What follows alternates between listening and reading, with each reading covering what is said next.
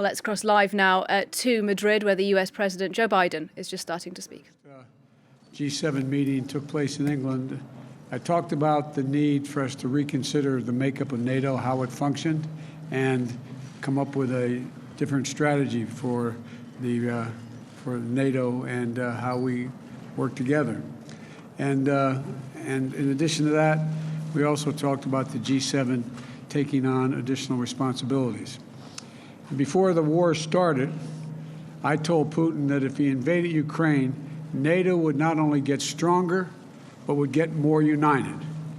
And he would see democracies in the world stand up and oppose his aggression and defend the rules-based order. And that's exactly what we're seeing today. This summit was about strengthening our alliance, meeting the challenges of our world as it is today, and the threats we're going to face in the future. The last time NATO drafted a new mission statement was 12 years ago. At that time, it characterized Russia as a partner, and it didn't even mention China. The world has changed a great deal since then, and NATO is changing as well. At this summit, we rallied our alliances to meet both the direct threats of Russia poses to Europe and the systemic challenges that China poses to a rules-based world order.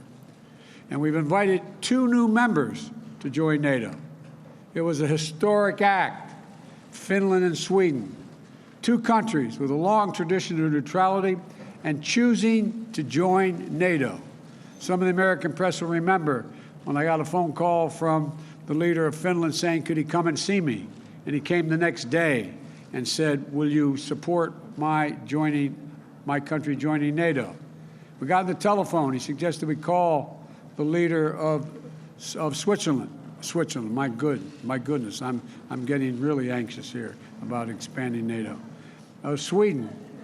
And what happened was, we got on the phone and she asked if she could come the next day to want to talk about joining NATO. Allies across the board are stepping up, increasing defense spending. A majority of them are on track for the first time to exceed our 2% of GDP commitment that they make. They agree to spend 2% of the GDP on defense. Look, for example, Germany is committed to spending 2% going forward and announced a special fund for its military of more than $100 billion. Slovakia, the Czech Republic, and the Netherlands have announced they will also meet their 2% commitments. Poland, Romania, Estonia, Latvia, Lithuania are doing more than 2.5%, some as high as 3%. Together, deploying more assets and capabilities to bolster our alliances across all domains: land, air, sea, cyber, and space. We've reaffirmed that our Article 5 commitment is sacred, and an attack on one is an attack on all, and we will defend every inch of NATO territory. Every inch of NATO territory. For our part, the United States is doing exactly what I said we would do if Putin invaded. Enhance our force posture in Europe. We'll station more ships here in Spain. We're stationing more air defense in Italy and Germany, more F-35s in the United Kingdom, and to strengthen our eastern flank, new permanent headquarters for the Army 5th Corps in Poland. In addition, an additional brigade combat team positioned in Romania, and additional rotational deployments in the Baltic countries. Things are changing to adapt to the world as we have it today. And all this is against the backdrop of our response to Russia's aggression and to help Ukraine defend itself. The United States is rallying the world to stand with Ukraine. Allies and partners around the globe are making significant contributions. Secretary Austin just brought together more than 50 countries, pledging new commitments. And this is a global effort to support Ukraine. Nearly 140,000 anti-tank systems, more than 600 tanks, nearly 500 artillery systems, more than 600,000 rounds of artillery ammunition, as well as advanced multiple launch rocket systems, anti-ship systems, and air defense systems. And again, The United States is leading the way. We provided Ukraine with nearly $7 billion in security assistance since I took office. The next few days, we intend to announce more than $800 million more, including new advanced Western air defense systems for Ukraine, more artillery and ammunition, counter battery radars, additional ammunition for the HIMARS multiple launch rocket systems we've already given Ukraine, and more HIMARS coming from other countries as well. We also welcome for the first time our partners in the Indo-Pacific to participate in the NATO summit. As I indicated to Putin, his action would cause worldwide response. Bringing together democratic allies and partners from the Atlantic and the Pacific to focus on the challenges that matter to our future and to defend the rules-based order against the challenges, including from China. In the G7 in Germany, we also launched what started off to be the Build Back Better notion, but it's morphed into the Partnership for Global Infrastructure and Investment, to offer developing and middle-income countries better options to meet their urgent infrastructure needs. Because when the United States and G7 countries put skin in the game, it helps bring millions of dollars, up to, before it's all over, up to possibly $1 trillion of private sector money off the sidelines. $600 billion in just the next few years. Unlike China, these projects will be done transparently and with very high standards. For example, the U.S. government just facilitated a new partnership between two American firms and the government of Angola to invest $2 billion building a significant solar project in Angola. It's a partnership that will help Angola meet its climate goals and energy needs while creating new markets for American technologies and good jobs in Angola. As you heard me say before, when I think climate, I think jobs. And the G7 also said we'd work together to take on China's abusive and coercive trade practices and rid our supply chains of products made with forced labor. We task our teams to work on the details of the price cap on Russian oil to drive down Putin's revenues without hurting Americans and others at the gas pump. We'll seek to use the funds from the tariffs on Russian goods to help Ukraine rebuild. We've committed more than $4.5 billion, more than half of that from the United States, to address food insecurity and the immediate crisis caused by the Russian war. At every step of this trip, we set down a marker of unity, determination, and deep capabilities of the democratic nations of the world to do what need be done. Putin thought he could break the transatlantic alliance. He tried to weaken us. He expected our resolve to fracture, but he's getting exactly what he did not want. He wanted the Finlandization of NATO. He got the NATOization of Finland. Just think about this. That's what he thought. Now NATO and Sweden are closer than ever to joining, and this will occur. We're more united than ever. And with the addition of Finland and Sweden, we'll be stronger than ever. They have serious militaries, both of them. We're going to increase the NATO border by 800 miles along the Finnish-Russian border. Sweden is all in. The point is, we're meeting the goals I set out when the first G7 meeting. We're moving to a place that reflects the realities of the second quarter of the 21st century. And we're on the verge of making significant progress. Now I'd be happy to take your questions. And the first question, I'm told, is Darlene Superville from the Associated Press.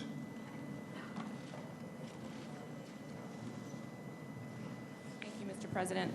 2 questions, please.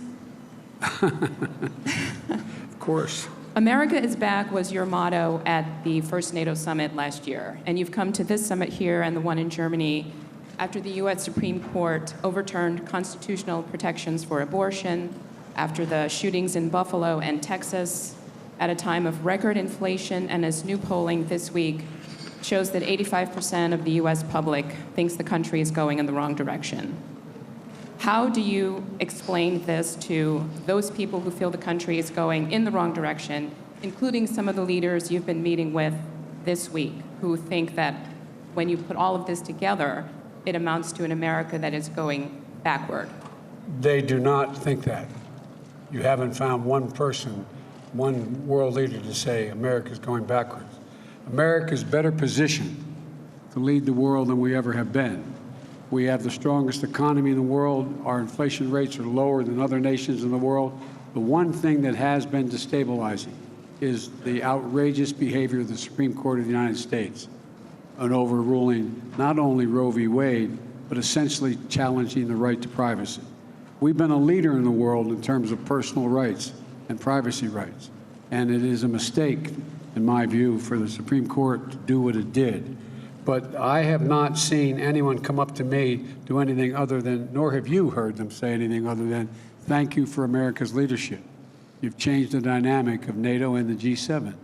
So I can understand why the American people are frustrated because of what the Supreme Court did. I can understand why the American people are frustrated because of inflation. But inflation is higher in almost every other country. Prices at the pump are higher in almost every other country. We're better positioned to deal with this than anyone, but we have a way to go. And the Supreme Court, we have to change that decision by codifying Roe v. Wade. There were some comments by some of your counterparts after the U.S. Supreme Court ruling.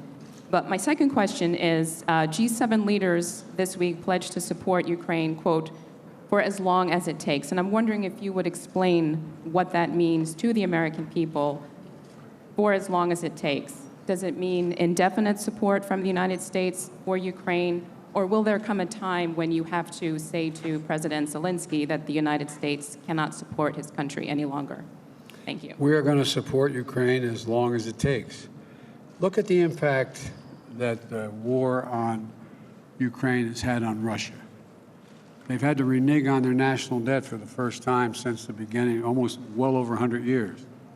They've lost 15 years of the gains they made in terms of their economy. They're in a situation where they're having trouble because of my imposition of dealing with what can be exported to Russia in terms of technology. They can't even, they're going to have trouble maintaining oil production because they don't have the technology to do it. They need American technology. And they're also in a similar situation in terms of their weapon systems and some of their military systems. So they're paying a very, very heavy price for this. And just today, Snake Island is now taken over by the Ukrainians. So we are going to stick with Ukraine, and all of the alliance are going to stick with Ukraine as long as it takes to, in fact, make sure that they are not defeated by Ukraine. I mean, excuse me, in Ukraine by Russia. And by the way, think of this. Ukraine has already dealt a severe blow to Russia. Russia, in fact, has already lost its international standing. Russia's in a position where the whole world's looking and saying, wait a minute, all this effort, you tried to take the whole country, you tried to take Kyiv, you lost. You've tried to take the Donbass and all of it. You haven't done that yet. The generic point is that we're supplying them with the capacity and the overwhelming courage they've demonstrated that, in fact, they can continue to resist the Russian aggression. And so I don't know how it's going to end, but it will not end with a Russian defeat of Ukraine in Ukraine. I'm supposed to go down the list here. Jim Tankersley, New York Times. Mr. President, thank you. This week, you and the G7 allies introduced a plan for an oil price cap for Russian exports, which is not yet filled out, and obviously is a response to the high price of gasoline in the United States and around the world. Are you confident that that cap would bring down prices for American drivers? And how long is it fair to expect American drivers to continue to pay a premium because of this war? Let me hear this. The second part of the question was, would it bring down the price? Will it bring down prices? And the war has pushed prices up. They could go as high as $200 a barrel, some analysts think. How long is it fair to expect American drivers and drivers around the world to pay that premium for this war? As long as it takes. So Russia cannot, in fact, defeat Ukraine and move beyond Ukraine. This is a critical, critical position for the world. Here we are. Why do we have NATO? I told Putin that, in fact, if he were to move, we would move to strengthen NATO. We would move to strengthen NATO across the board. Look, let me explain the price. I suggested a while ago that what we should consider doing is putting a cap on the amount of money that we would pay for, the world would pay for Russian oil, and that we would not provide, the West provides insurance, would not insure Russian ships carrying oil. We would not provide insurance for them, so they would have great difficulty getting customers. The point is that we've said to them, here's the deal. We're going to allow you to have a profit on what you make, but not the exorbitant prices that you're charging for the oil now. We've delegated a commission, a group of our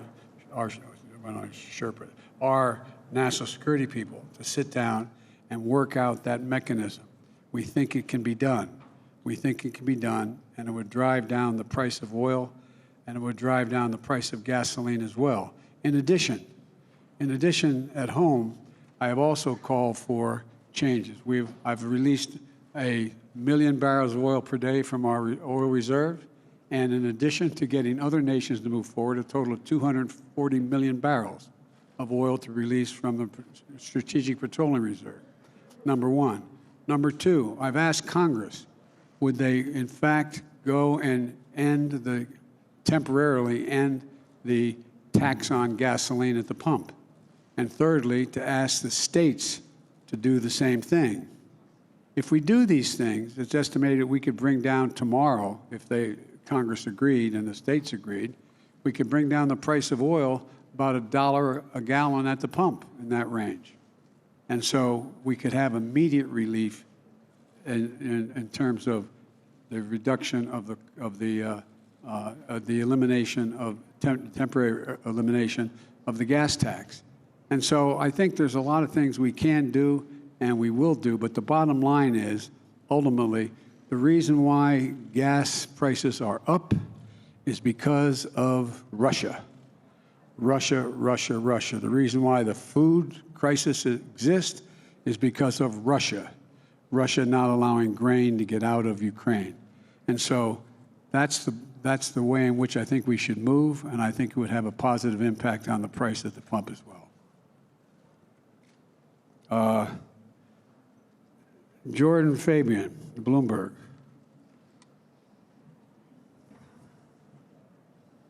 Thank you, Mr. President.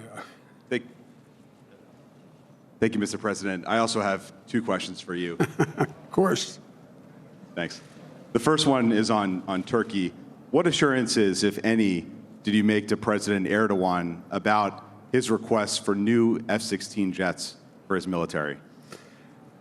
What I said was I said back in December, as you'll recall. We should sell them the F-16 jets and modernize those jets as well. It's not in our interest not to do that, and I indicated to them that I've not changed my position at all since December. And there was no quid pro quo with that. It was just that we should sell, but I need congressional approval to be able to do that, and I think we can get that. And my second question is on your trip to Saudi Arabia, which is coming up next month. As we just discussed, Americans are paying almost $5 a gallon nationally on average for gas. So do you expect to ask the Crown Prince or the King to increase oil production?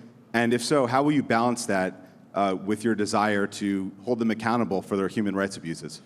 Well, first of all, that's not the purpose of the trip. The purpose of the trip, first of all, I'm starting off on that trip in Israel.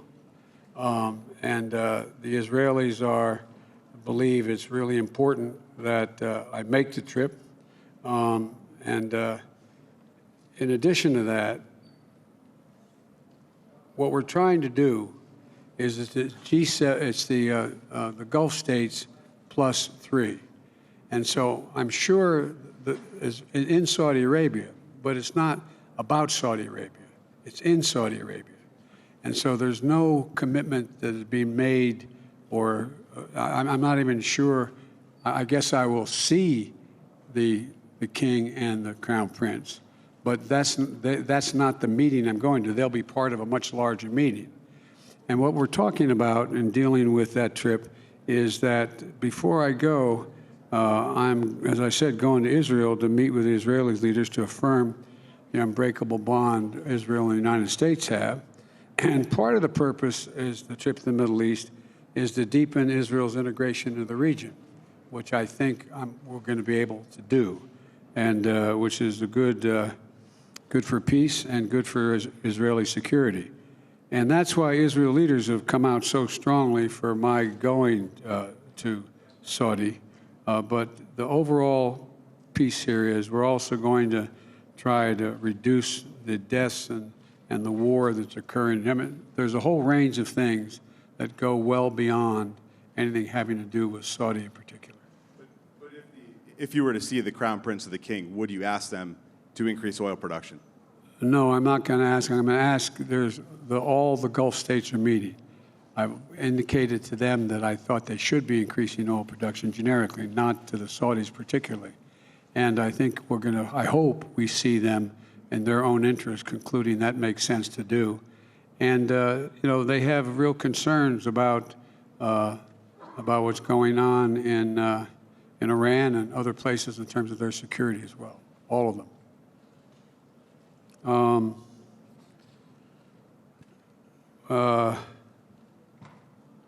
Tarina, the Wall Street Journal.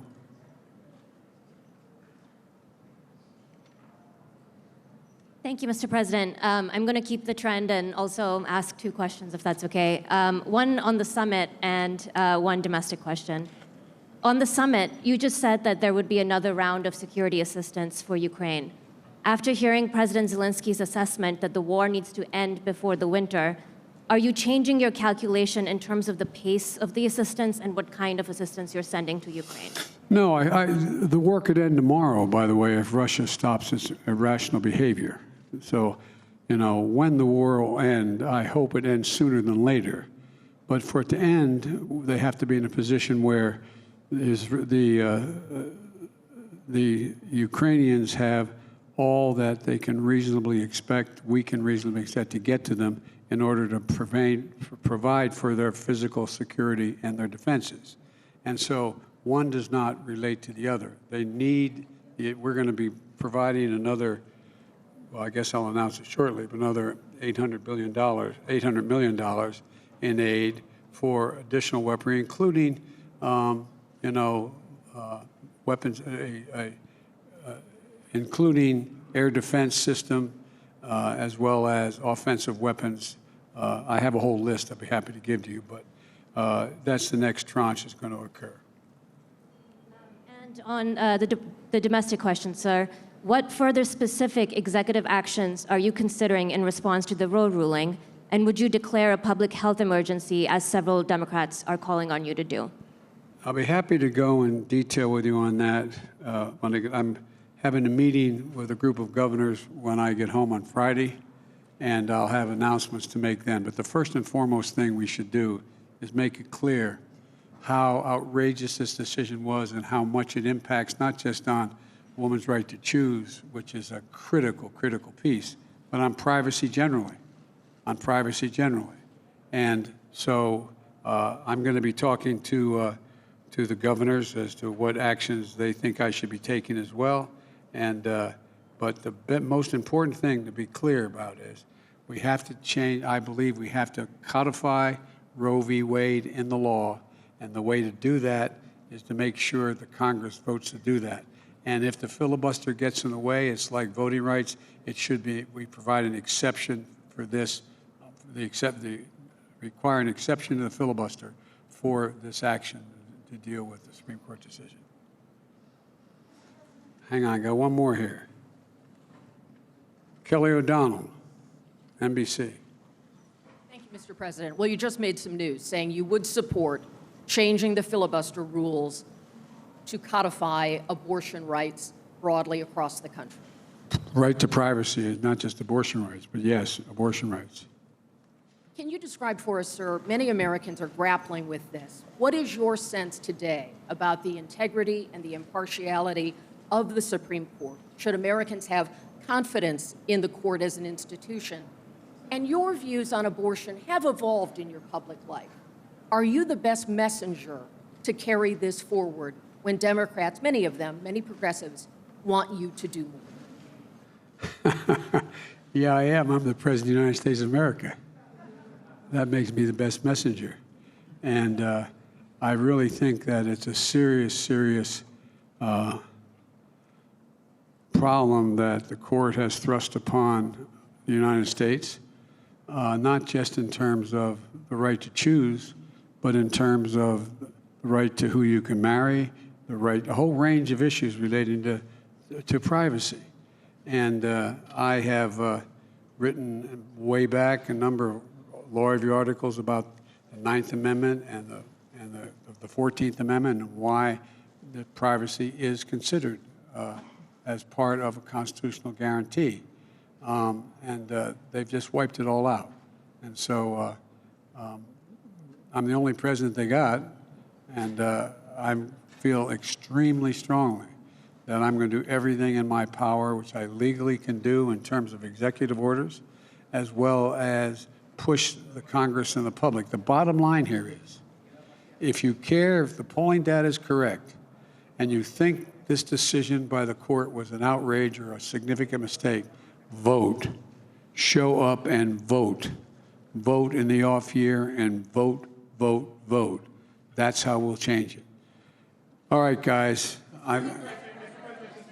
No, there's no such thing as a quick one. I'm out of here. Thank you all very much.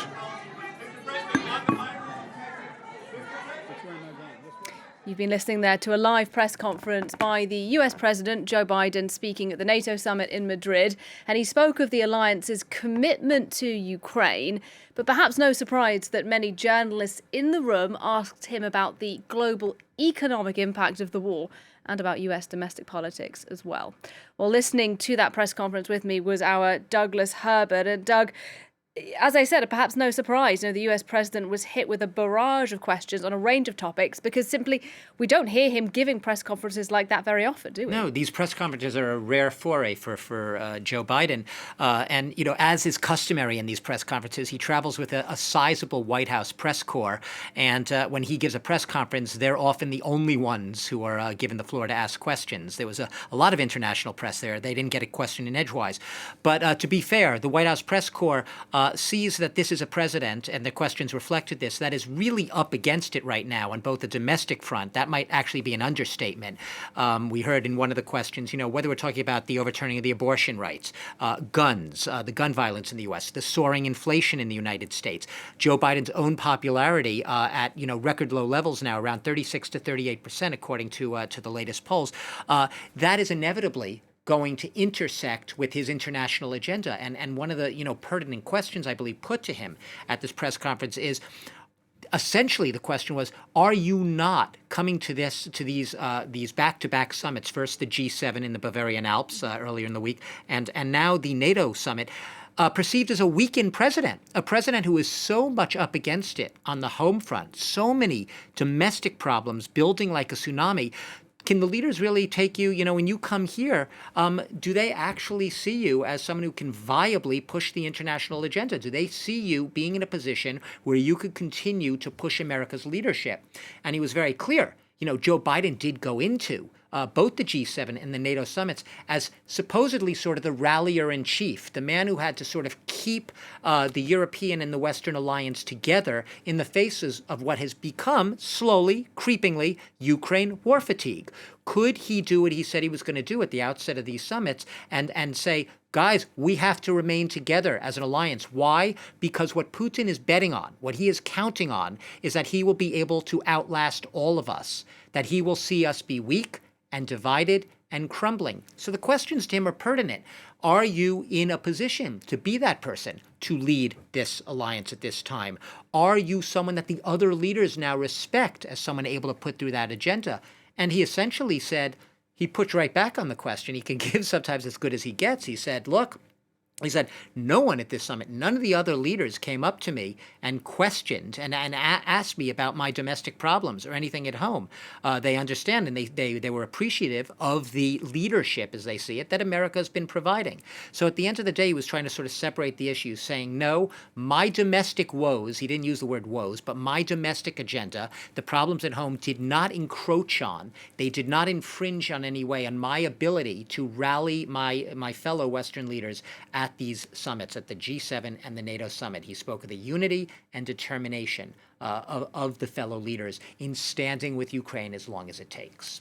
Unity from NATO directly against Vladimir Putin as well. Lots of criticism of the Russian leader. I wonder how you think Putin may respond to the kind of language that we heard there from Joe Biden, particularly considering the fact that we just heard from Biden that the US will send $800 million in new weaponry to Ukraine in the coming days. Yeah, Putin has, it's not even speculation. How has Putin been reacting every step of the way throughout both the G7 and NATO? His response has been go the course.